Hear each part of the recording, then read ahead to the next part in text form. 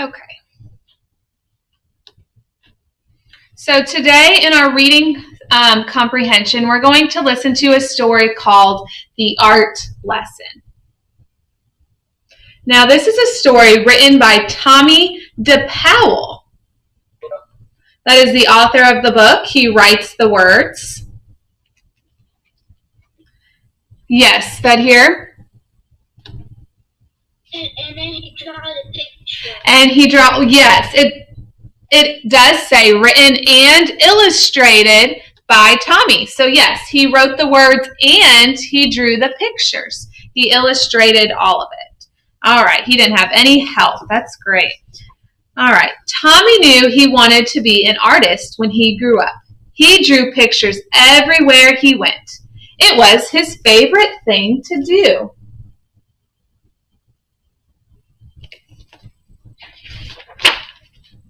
His friends had favorite things to do too. Jack collected all kinds of turtles. Herbie made huge cities in his sandbox. Jeannie, Tommy's best friend, could do cartwheels and stand on her head.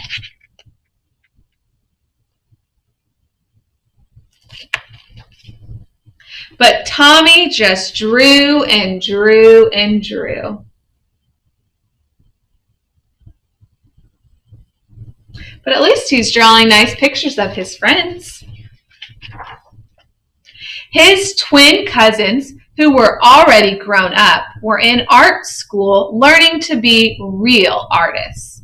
They told him not to copy and to practice, practice, practice. So he did.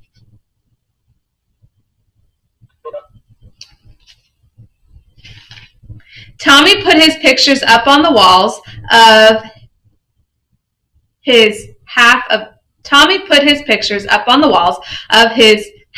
of the bedroom. So you see the little arrow, Tommy's side of the bedroom, he put up pictures that he was working on. His mom put them up all around the house. His dad took them to the barber shop where he worked.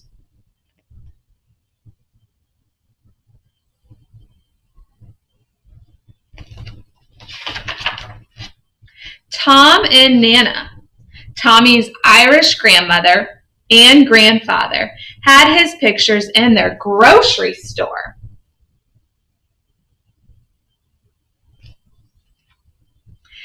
Nana Fall River, his Italian grandmother, put one in a special frame on the table next to the photograph of Aunt Chloe in her wedding dress.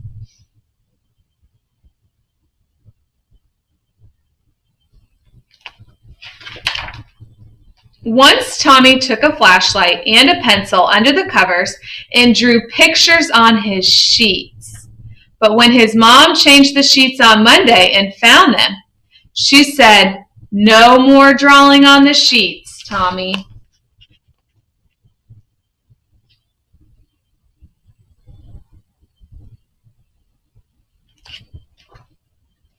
His mom and dad were having a new house built, so Tommy drew pictures of what it would look like when it was finished.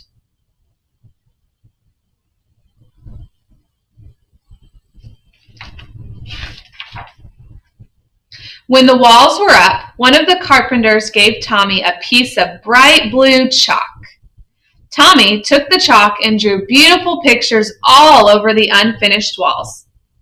But when the painters came, his dad said, "That's it, Tommy. No more drawing on the walls."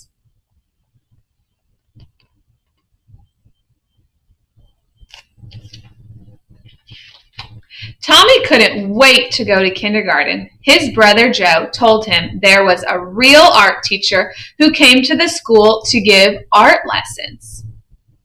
When do you have our art lessons? When do we have our art lessons? Tommy asked the kindergarten teacher. "Oh, you won't have art lessons until next year," said Miss Bird. "But we are going to paint pictures tomorrow."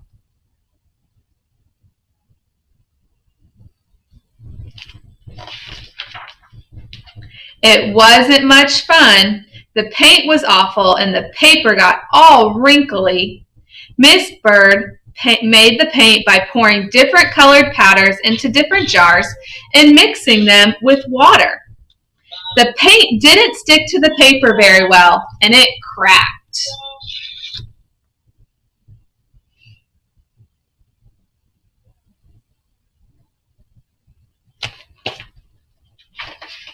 If it was windy when Tommy carried his picture home, the paint blew right off the paper.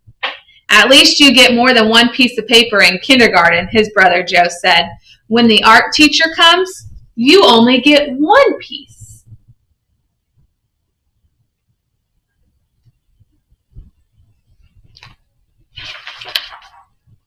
Tommy knew that the art teacher came to the school every other Wednesday. He could tell she was an artist because she wore a blue smock over her dress and she always carried a big box of thick colored chalk.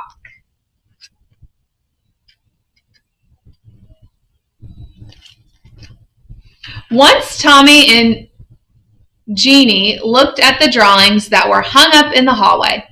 They were done by the first graders. Your pictures are much better, Jeannie told Tommy. Next year, when we have real art lessons, you'll be the best one. That was a nice compliment Jeannie was giving to Tommy. Tommy could hardly wait. He practiced all summer. Then, on his birthday, which was right after school began, his mom and dad gave him a box of 64 Crayola crayons. Regular boxes of crayons had red, orange, yellow, green, blue, violet, brown, and black. This box had so many colors: a blue violet, a turquoise, a red orange, pink, and even gold, silver, and copper.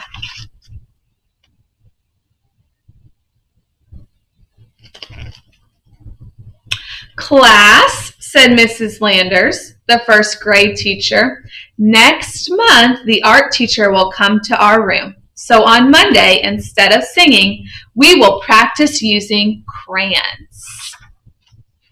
Here's his picture of his teacher, Miss Landers. On Monday, Tommy brought his 64 crayons to school. Miss Landers was not pleased. Everyone must use the same crayons, she said. School crayons. School crayons had only the same old 8 colors. As Miss Landers passed them out to the class, she said, "These crayons are school property, so do not break them, peel off the paper, or wear down the points."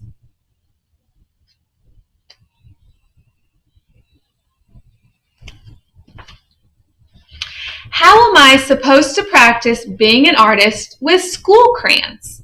Tommy asked Jack and Herbie. That's enough, Tommy, Miss Landers said, and I want you to take those birthday crayons home with you and leave them there. And Joe was right. They only got one piece of paper.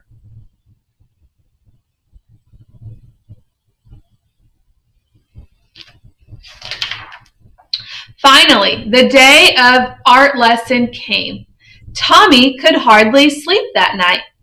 The next morning, he hid the box of 64 crayons under his sweater and went off to school. He was ready. Do you think it's right that he should have hid crayons and snuck them to school, even though his teacher said he couldn't? The classroom door opened and in walked the art teacher. Miss Landers said, "Class, this is Miss Bowers, the art teacher. Patty, who is our paper monitor this week, will give out one piece of paper to each of you. And remember, don't ruin it because it's the only piece you'll get. Now, pay attention to Miss Bowers."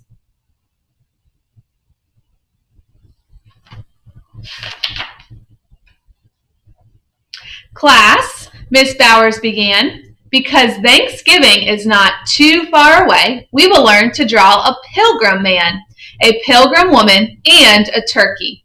Watch carefully and copy me.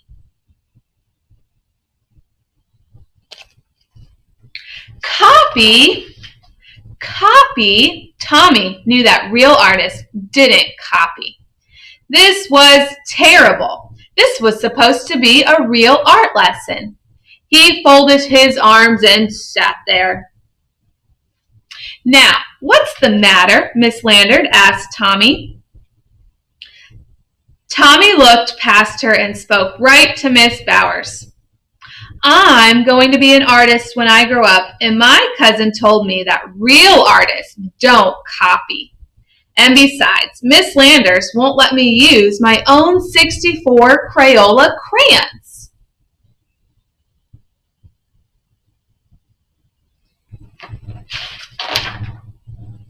Well, well, Miss Bowers said, what are you going to do?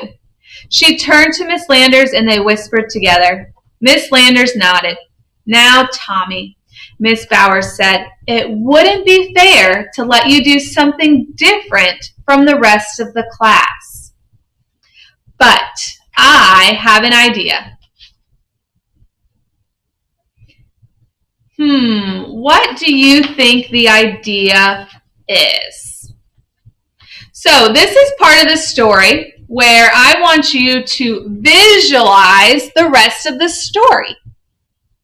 So what do you think will happen at the end of the story? Do you think Tommy will end up drawing the picture? Okay. You can use your writing paper in your red folder to visualize that and draw a picture. And then you can share your picture with us tomorrow when we finish the book. All right, so I want you to think about, what do you think Tommy's going to do? Do you think he's just going to copy the picture that Miss Bowers wrote? Or do you think he's going to do something different? All right, so now let's move on to our language arts. That was our reading comprehension for today. I'm going to wheel you guys over here.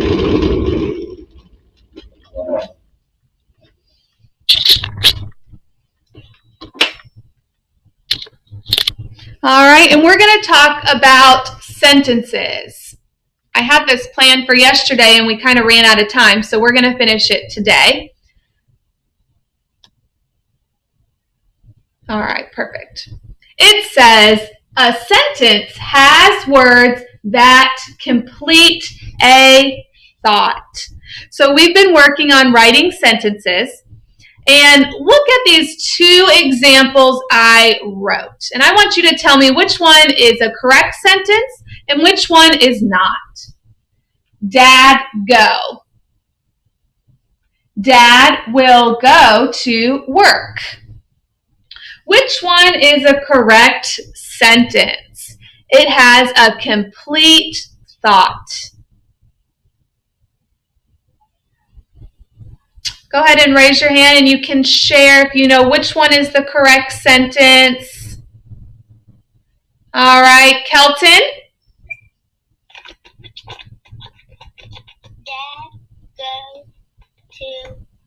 Will go to work. Awesome. Dad will go to work. That has a complete thought. Okay, Dad go. Where's he going?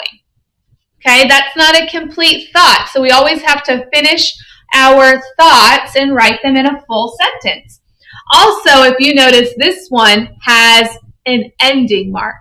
Okay, we always have to end our sentences with an ending mark. That's how we know our complete thought is done. So let's look at our two sentences right here.